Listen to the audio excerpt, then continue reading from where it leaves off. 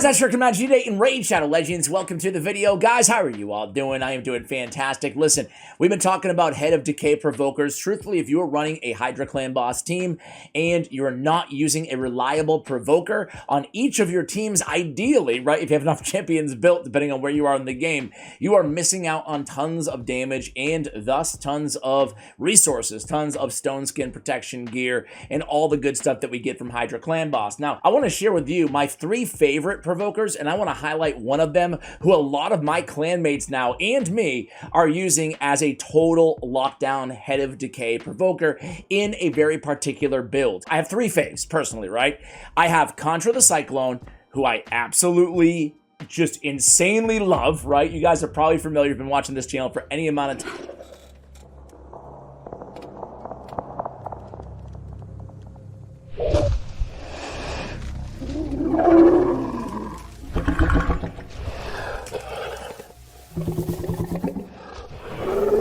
Just insanely love, right? You guys are probably familiar, you've been watching this channel for any amount of time. I don't know anything, I swear. She's unbelievable.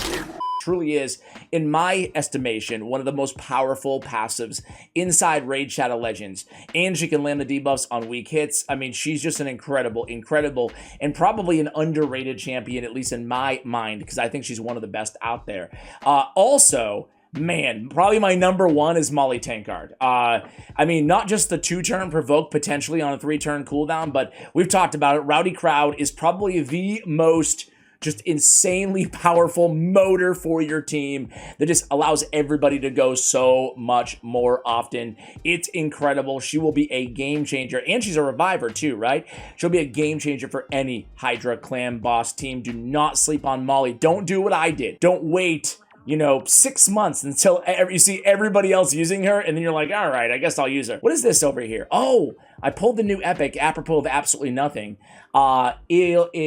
Elysinia? Oh, Elysinia! What's up? Anyway, guys, let's talk about the man of the hour, dude. And this guy is so freaking good in his Bivald of the Thorn. He's a really cool looking champion. He's a previous fragment summon, I believe, or fusion. He's aesthetically, I like him, man. I like him. He's got the Thorn, you know, crown. You can't see what his eyes are up to. Oh, gosh. Those piercing eyes, like a velociraptor. But he's incredible for Hydra. He's really incredible for a lot of different areas of the game. Why? Well, let's talk about it. On his A1, a 50% provoke. Before I get into the entire kit, this dude, just think of how much he is doing for your team. It's truly incredible. He's one of those champions that really serves the role of 2 champions in one. It's great. Provoke 50% on the A1. Also heals the ally with the lowest HP by 15% of the damage inflicted. The Provoke can land even if it is a weak hit. On the A2, this is a 3-turn cooldown with decent multipliers. It's an AoE 2x hitter. First hit, Provoke. Second hit, Leech. Also plays a big version of Strengthen on this champion. And then the Leech and the Provoke debuffs again can land even on weak hits. And it keeps going, guys. Briar Nexus, A3 ability. Attacks all enemies, again, another AoE. Damage increased by 5% for each debuff on each enemy. Also heals all allies by 20% of the damage inflicted and places a shield buff on them for 2 turns equal to 20% of the damage inflicted. So my man's bringing the shields. He's bringing Provokes on 2 abilities. He's bringing a Leech, which will help heal everybody. He's bringing a big heal on his A3 ability. He's bringing a heal on his A1 ability on the ally who needs it the most. And then he's got damage mitigation on his passive. So guys, I mean, listen. HP in all battles by 28%. We're going to be running Bivald of the Thorn in our lead. This is going to be very important for you guys who happen to run this tandem of champions together, of course. So let's go ahead and look at the build really quickly here, and then we'll look at the entire team, right? Where are you, my man? I have him +2 empowered. Great champion. It's funny, both Sacred Order dudes I have empowered +2, and they're both kind of, you know, they've got like the whole religious motif thing going on, but Archbishop Pinthroy and Bivald of the Thorn are really 2 of my favorite champions out there in the game. So as you guys can see, it's the Provoke set. 30% chance to place Provoke debuff for 1 turn. I have him in a Provoke and a Perception. In a Provoke set, my man here really has the ability to one-man lock down Head of Decay. Of course, there is a little RNG involved. He's not going to land it necessarily guaranteed on every hit, but more often than not, he is going to be able to lock down that Provoke in the Provoke set. So we're just tripling down on Provoke on his A1, his A2, and on his artifact set. It's incredible stuff here, guys. We built him with obviously some HP, a little bit of defense, as much speed as we could get on this dude. 103 on the crit rate, 220 on the crit damage. We want him to hit hard, guys. The reason is because his heal and his shield is based on how much damage he does. So ideally, we can try to get this champion in crit damage on the gauntlets, or go crit rate on the gauntlets and just keep your eye out for crit damage and substats on the other artifacts that you put on this champion. Obviously, we need accuracy as well. We have him here at 379. That's going to be absolutely fine for us. We do have accuracy on the banner. We have crit damage on the amulet. We have HP on the ring. We have speed on the boots. Want this dude again as fast as we can possibly get him. We have HP percentage. Let's go ahead and ascend this. I went farming last night, farming some oil. Hey, we get more HP. Dude, a Provoke chest. When am I ever going to use this thing? I guess on Bivald? Is it Bivald or Bivald? Bivald. Golly, man, I suck at life. I'm doing it. There goes a whole night of oil farming. Doesn't it go fast, guys? It's kind of like silver, man. You spend a ton of energy, a ton of time. You got to remember to like go to your computer, your device at the end of the night and be like, I guess I got to do this. I guess I got to farm. And then it's all gone. Boom. Just like that. Okay, so I'm screwing it up. But hey, 20% HP is going to be great, especially for this champion. I'm also, you know what? We're already going all in on this piece. Let's just go ahead and put some nice glyphs on it as well, get some more accuracy and resistance. So there we go, guys. HP percentage on the chest, and then, of course, crit damage on the gauntlets as we spoke about earlier. So, dude, look at this, guys. I have a quad roll. I don't have that many quad rolls on the account. I only have one quad speed. Do any of you guys have any? I have one quad crit rate, and the crazy thing is I only have, like, 8 Provoke pieces on my entire account. So it was slim pickings, but the good news is they were pretty good pieces, because for me to keep a Provoke, a set which I barely use, I had a very high threshold, right? So they were all like pretty good artifacts, which was nice because they were just kind of sitting there. Anyway, guys, I digress. You can see his total stats is a really big boy build here. And we brought his HP up from like 75 or 74 to 78 off of that Ascension. Yes, please. Masteries on this champion. I did some testing, guys. Now, this might be intuitive or it might be obvious to some of you guys, but I like to share my learnings as I get them with you guys, because some of you might make the same mistake, and I'm not afraid of sounding stupid because I sound stupid all the time. I actually tried offense with Helm Smasher and offense with War Master, and just for the sake of it, offense with Flawless Execution. And what I did is I ran 2 runs in up to 30 rounds in each mastery selection.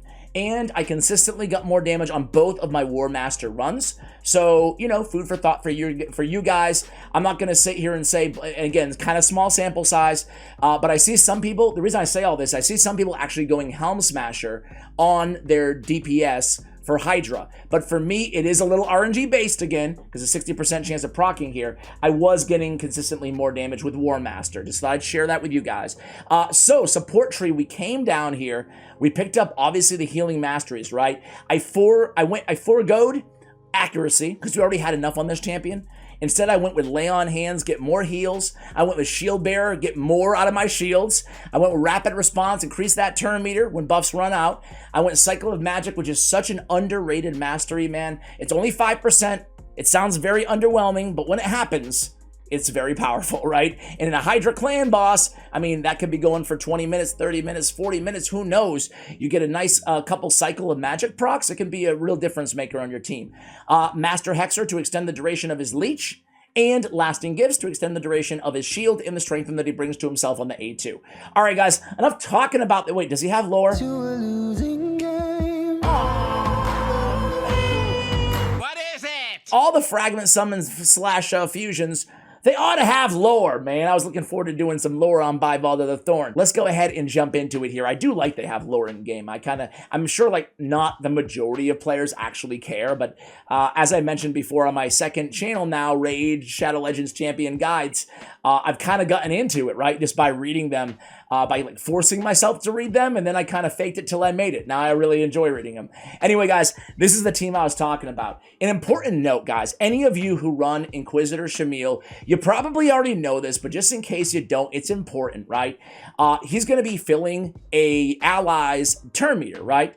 When he's instantly removing these Fear and True Fear debuffs on his passive. He's going to be filling the lead of your team's turn meter. So, in order to make Bivald of the Thorn, again, go even more often with his heals and his shields, and most importantly, his provokes, we put him in the lead spot. So we get more HP, we get more damage because he's going more often, then we get all of that support in the provokes as well. So if I wanted to go like all out damage, I could put Cupidus in the lead, right? He's going to bring attack to all battles. That's how I used to have it, but I found better success having my control champion in the lead, but it's going to differ based on the team. The most important thing is to recognize that's really important, to consider who you have in your lead whenever you're running Inquisitor Shamil. Let's go ahead and go in this one. I have Cupidus and Venus. Really, it's all about having a buff remover in Venus and a debuffer in Venus and having a DPS in Cupidus, right? We have Mithrala because she's so freaking good. She brings the Hex. She brings the increased attack. She brings, well, actually, Duchess also brings the increased attack, but she brings the increased defense. She brings a decent amount of damage. She's just amazing. But you guys can see here, we have the Head of Decay here right on the left-hand side. He is provoked. Pure Partner comes in, removes those buffs, and you guys are going to see that Provoke is going to stay up there pretty much all the time. Now, I'm full autoing it out. Obviously, we could keep the Head of Decay alive and control the entire match, and that would equal even more damage, but we're going to fairly easily You smoke crack, don't you? be able to get the max reward. Man, I can't speak today. I apologize, guys. But again, you see this? These provokes are just they're never gonna come off, man, because again, we just have a chance at landing them so often on all of his abilities, plus the set. I meant to show you guys ahead of time. I'll try to remember to do it at the end. But as I mentioned earlier, a lot of my clanmates are using the same strategy, right? Putting him in the provoke set to get like that extra shot at provoke. So you can see the turn meter boost that he's getting from Inquisitor Shamil. I've seen it a few times now. There you go. Boost turn meter, boost turn meter, boost turn meter. So he's going to go again. This is his big shot. You can't let the people down, man. Aw, man. He went with the A3 and we lose the provoke. I talked a big game about how he's always going to be provoked. And we're going to lose it on one turn. But that's going to be, that's what happens when you lose it. But we made it pretty far. That's the good news. We made it pretty far in. And as I mentioned earlier, it is a little bit RNG based, right? But there it is. A fresh provoke on him right now. So that's it. The reason it's so important, just to state again the obvious, because I know there's a lot of new players or new viewers always tuning into the channel. First of all, I'm Ash. I put out mediocre Raid Shadow Legends content, and I can't speak for the life of me for whatever reason. Second off, why is it so important to control this head, right? Especially, again, for new players who aren't familiar with what all the heads do and stuff, right? So this dude is really annoying. He removes all debuffs from all heads and then fills the turn meter of all heads by 30%. Then on the A3, he removes all debuffs from the head with the lowest HP and places a life barrier on them for 4 turns that cannot be removed or stolen. So it's very important that they added about a year ago into the game that this is the only head of decay, he can actually be provoked. That way he'll be forced to only use his A1, which is just an attack the enemy lowest HP and a heal reduction. No big deal, right? So if we can lock him down, we don't have to worry about all the other heads being cleansed, thus having all those debuffs on them much more often. Now you guys can see, we're getting a lot of heals from these leeches up there all the time. All of these champions on the team, with the exception of Duchess, are built to do a little bit of damage, so they can actually heal back a lot of their lost HP as well, just through attacking because of Bivald bringing that leech. So here we go, guys. We have a 3 turns before we can rescue Mr. Cupidus. We have 10 million damage in 30 turns. That's not bad at all. That's not bad at all. We are in brutal difficulty. So what I'm going to do, guys, is I am going to come back at the end of this battle. I'm going to keep it on auto and just see how much damage we do. Again, ideally, we're not killing Head of Decay first, but I'm lazy and I'm all autoing out for you guys. I just wanted to show you the builds. Hey guys, just checking in here. We're at turn 102, 44 million damage. I forgot to mention blessings, but we do have cruelty in terms of maximizing, again, a little bit more damage, decreasing that defense here. So we're looking really, really good here. My only goal is to beat Harrier, my clanmate. So stay tuned and we'll find out. All right, guys, so things just went awry. We lost the whole team. We lost the whole team to a crit. And we lost Mithrala, so that was a big bummer. Oh, no. Oh, no. Did we beat Harrier, guys? Did we beat Harrier? We one-keyed it. That's the good news. And we kept that Decay head locked down. So my man Bivald put out 4.8 million damage. Look at his heals, guys. 1.2 million in the heals. That's big time, especially considering the leech. Look at the leech, guys. We have 697 on Inquisitor. We get almost 2 million in heals on Cupidus. That is absolutely insane. So a lot of healing, a lot of protection, a lot of shielding coming from Bivald of the Thorn, a lot of damage coming from Cupidus as well there, and Venus. So let's keep the result, and let's see, guys. Let's see, did we beat Harrier? Come on, man. Come on.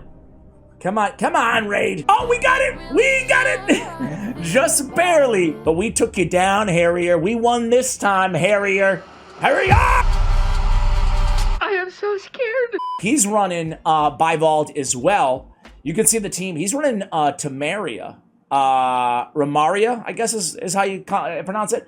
Ramaria, Mighty Uko, Bivald. Again, though, you can see in the Provoke and Perception sets, Cardial and Relentless, Sissia in Reflex, and then he has Michinaki as well in Relentless. I will say, if you don't have any Provoke gear, I personally would prefer to run Bivald of the Thorn in Relentless gear. That's how I would build him if I did not have any good Provoke gear, guys. Hopefully you found this video helpful. I think that Bivald is an incredible champion.